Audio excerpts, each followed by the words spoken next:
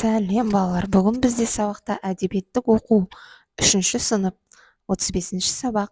Тақырыбы күн тәртібі. Балалар, каналға тіркеліп, лайк басып, қоңыраушаны басып қоюды ұмытпаймыз. Себебі жаңа сабақ сіздерге бірінші болып көрінетін болады. Яғни бүгінгі біздің сабағымыздың тақырыбы күн тәртібі. Мәтіндегі негізгі оқиға желісін болжап, жалғастырып, әңгімелейсің. Яғни, мәтінді жалғастыратын боламыз, жалғастыра отырып әңгімелеп айтамыз. Уақытты дұрыс пайдаланып жүрсің бе? Өзіңнің күн тәртібің туралы әңгімеле. Яғни, балалар, біздер ең алдымен өзіміздің уақытымызды тиімді пайдалануымыз қажет, біздер өзімізге пайдалы қосымша сабақтарға барып, өзіміздің сүйікті жанымызға жақын үйірмелерге қатысып, бойымызды таза ұстап, өзімізді ылғи жақсы жағынан ғана тәрбиелеп отыру біздің міндетіміз болып саналады. Ешқашанда кешікпеу және тек қана алға ғана ұмтылу, бұл біздің күн тәртібімізді одан әрі үлкен жетістіктерге жететіндігін білдіреді. Күнделікті ісін жоспарламаған Досалы неге тап болды? Мәтінді түсініп оқы. Тақырыбымыз күн тәртібі. 2-ші сыныпта оқитын Досалы үйіне көңілсіз қайтты. Келді де шай ішпестен жатып қалды. Апасы бәйек болып жүр. Қарағым, бір жерің ауырып жатыр ма? Жоқ.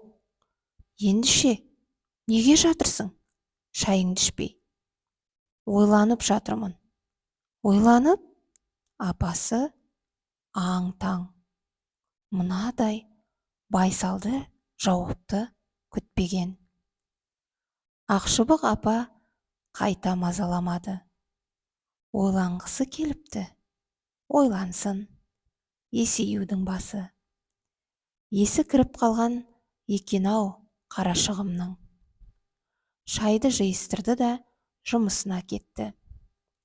Ол ойланып жатыр. Сабақтан соң босқа селтеңдейді екен. Апасының неге ұрыспайтынын енді түсіне бастағандай. Басында миы болса, өзі ойлансын дегені ғой.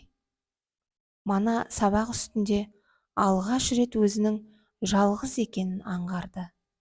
Сыныптастарының қайсысына қараса да 2-2-ден, 3-3-ден топтасып алыпты. Бұнымен ешкімнің жұмысы жоқ. Жанында отыратын Нәстайдың үзіліс кезінде екеуміз дос болайықшы деп еді, ол шошып кетті. Сенімен бе? Жоқ, дос болмаймын. Сен нашар оқушысың. Досалы ашуланды.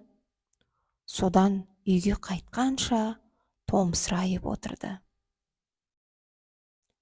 Ызадан жылағысы да келді, бірақ ұялды.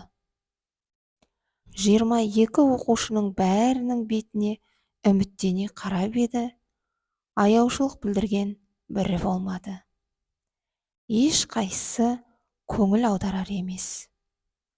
Күйзелісін түсінер бір бала табылмады.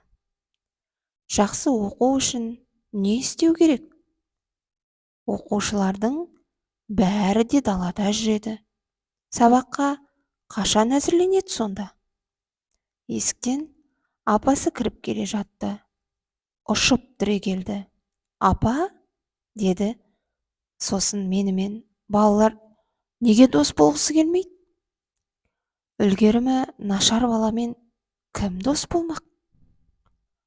Жақсы оқу үшін не істеуім керек? Ойынды азайтып, кітапқа бас қою қажет. Оқып қана қоймай, көңілге тоқыған жөн. Біздің сыныптың үздік оқушылары да ойыннан қалмайды. Олар қалай үлгереді? Ойлана бастадың ба? Үздік бала күнделікті жұмыс кестесін жасайды. Сонымен жұмыс істейді.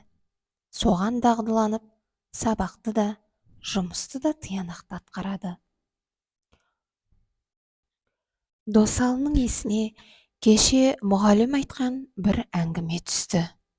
Біреу жас кезінен бастап өзін-өзі тәртіпке үйретіпті.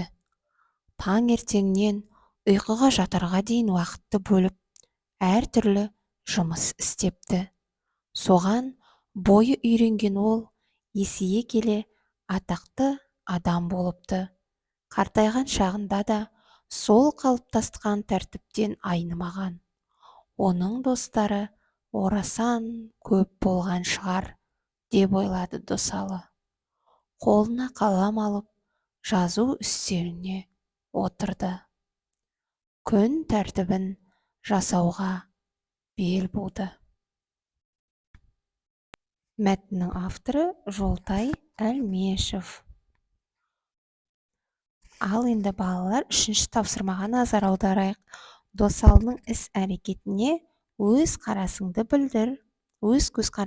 білдір.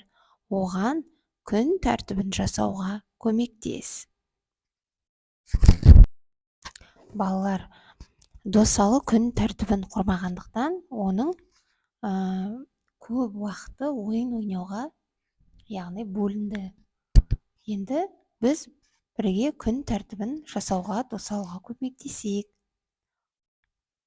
Яғни сағат 7-де ұйқыдан ояну, 7:30-да жуыну, киіну, 7:45-те таңғы ас ішу және 8:00-де сабақта болу, 12:00-де үйге келу, 12:30-да киімдерін ауыстыру, реттеу, 13:00-де түскі ас, 13:30-да үй жұмыстарын орындау, 15:00-де қосымша үйірмелерге бару, 16:00-де достарымен аулада ойнау, 17:00-де үй жұмыстарына көмектесу, 19:00-де кешкі ас ішу және 20:00-де әдеби кітап оқу, 21:30-да жуыну, 22:00-де түнгі ұйқыға жату. Енді балалар, соңғы тапсырма 4-ші күн тәртібін жазып алғаннан кейін Досалының өмірі қалай өзгереді деп ойлайсың? Мәтіндегі оқиға желісін өз бетіңше жалғастыр. Яғни, Досалының өмірі күн тәртібін жазып алғаннан кейін, ол яғни тамақтарын уақытында ішіп, киімін барлығын ұқыпты ұстап, үйіндегі ата-анасына көмектесіп, достарымен ойнап, және де сабақ оқитын уақытын да дұрыс белгілеп, оның көп уақыты бола бастады, яғни Досалы күн тәртібін дұрыс құру арқылы өзінің өмірін толықтай өзгертті. Соның арқасында ол киімдерін ұқыпты ұстап, үздік оқушыға айналды.